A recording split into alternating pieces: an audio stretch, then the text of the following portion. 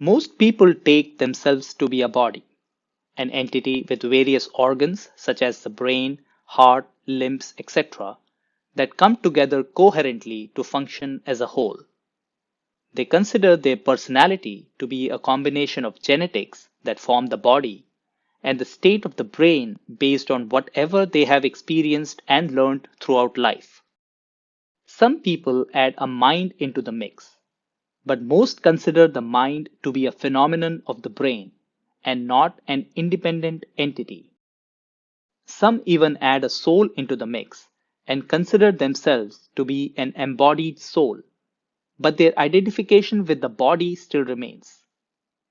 This identification is so instinctive that most living beings, irrespective of where they are in the evolutionary process, take themselves to be a body and live accordingly. Most of their actions are optimized towards the well-being of their body, which includes the brain and the mind. What is the cause of this innate identification with the body? Let's analyze our experience to understand the cause. At any given time, our experience consists of three different types of things: sights, sounds, and sensations. Sights include things we see, sounds include things we hear, and sensations include touch, taste, and smell. Tastes and smells are included within sensations as they are just a special form of touch. An object touching the tongue produces a taste sensation, and very tiny fragments of an object entering the nose and touching the insides of it produce a smell sensation. Moreover, both external and internal forms of touch are included within sensations. That is, sensations produced by something touching the skin externally, and the sensations produced by our organs internally, like joint pain, heartburn, headache, etc. Along with the sense perceptions, the other important part of our experience is thoughts and emotions, and they are also in the form of sights, sounds, and sensations. Thoughts are in the form of imaginary sights of things we are thinking about, or the imaginary sound of a commentary going on within the brain, or both. Emotions are special thoughts that are accompanied with sensations in the body. For instance, anger is a series of violent thoughts accompanied with sensations of a heated up brain, strained muscles, palpitation, heavy breathing, etc. Love is a series of beautiful thoughts accompanied with nice sensations throughout the body. Such is the case with all emotions, and since they are accompanied with the feeling of various sensations, they are also called feelings. So, in a nutshell, our experience is nothing but a permutation and combination of different sights, sounds, and sensations, or of their absence during sleep.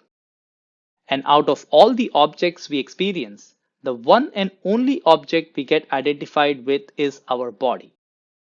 The only difference between our experience of our body and the other objects, including other bodies, is that we experience the sensations of our body but not of other objects. That is to say, even though we experience the sights and sounds of many objects, including our body, in a similar way, we experience the sensations of only one object, that is, our body. Even when another object is touching our body, we only experience the sensations produced in our body due to the touch and not of the touching object. This fundamental difference in our experience is the cause of our identification with our body and not with anything else. Furthermore, since sensations are of two types, pleasant and unpleasant, most of our actions and reactions get optimized towards wanting to experience pleasant sensations and not wanting to experience unpleasant sensations in our body.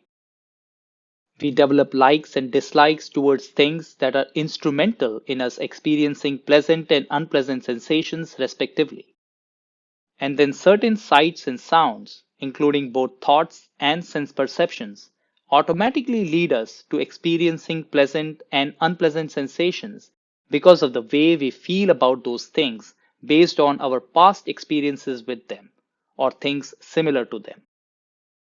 As a result, we start leading a very reactive life without much control over how we feel and act, and our exclusive experience and care for the sensations of our body is the cause of all of this. Imagine what would have happened if we had been experiencing the sensations of other bodies too. We would have gotten identified with those bodies as well. Now imagine what would have happened if we had not been experiencing the sensations of any body, not even the body we call ours. We would not have identified with anything at all and would have experienced a sense of total freedom as well as equanimity towards all. So, even though we cannot stop experiencing the sensations of the body, if we only stop caring for them so much, we can still experience the freedom and equanimity. We are currently living at the mercy of these sensations and are bound to them. We need to break free through a sense of dispassion towards the different sensations and through dedicated practice of maintaining peace and equanimity that is not disturbed by the different sensations. Pleasant sensations should not be able to excite us, and unpleasant sensations should not be able to depress us. We should just be able to calmly watch them come and go.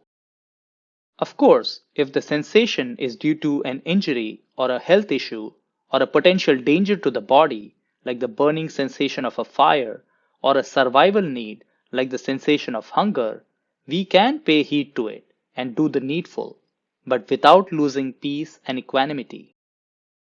It is actually important to note that the sensations are not a problem in themselves, as they have been designed by nature for the preservation and propagation of life. Anything that is conducive to these factors generally produces a pleasant sensation, otherwise, it produces an unpleasant one.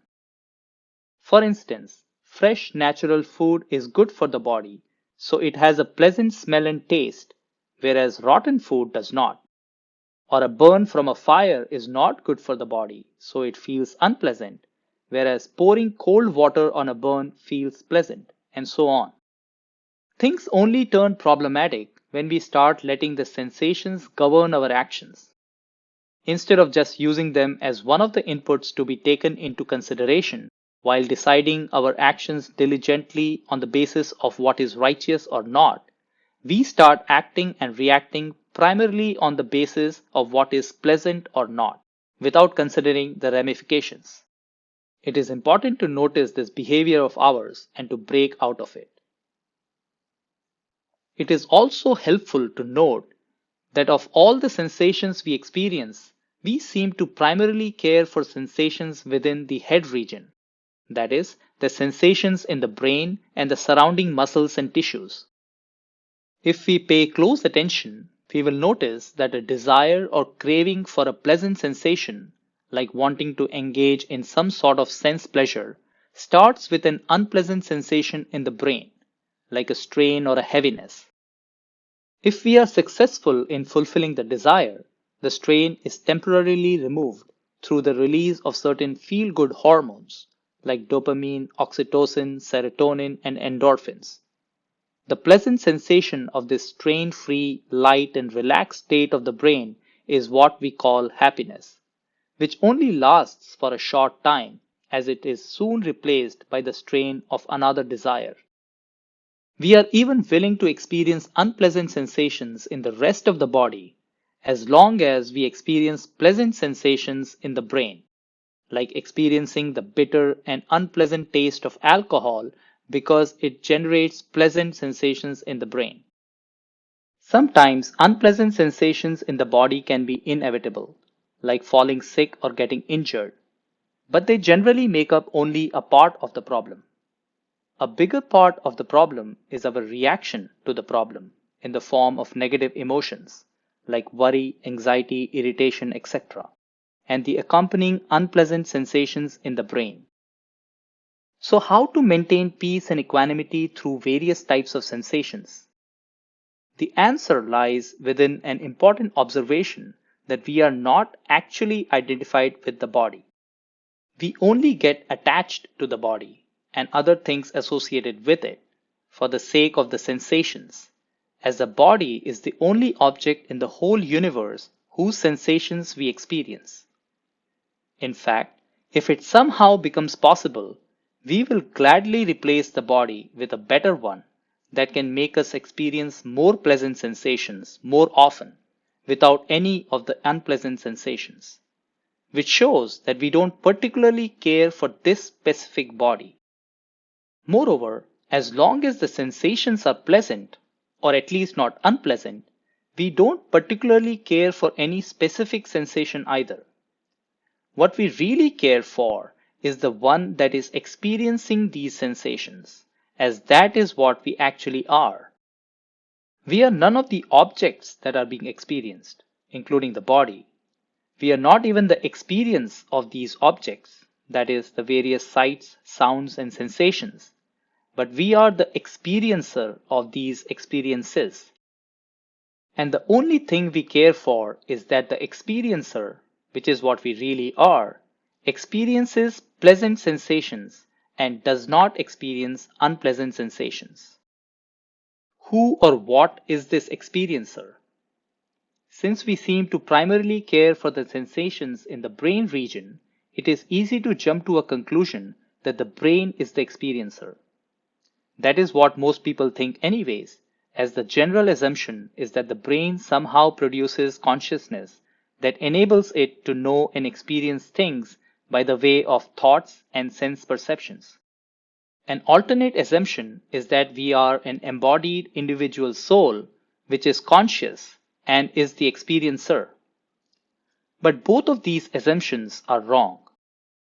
The real experiencer is actually consciousness itself, and that is what we really are.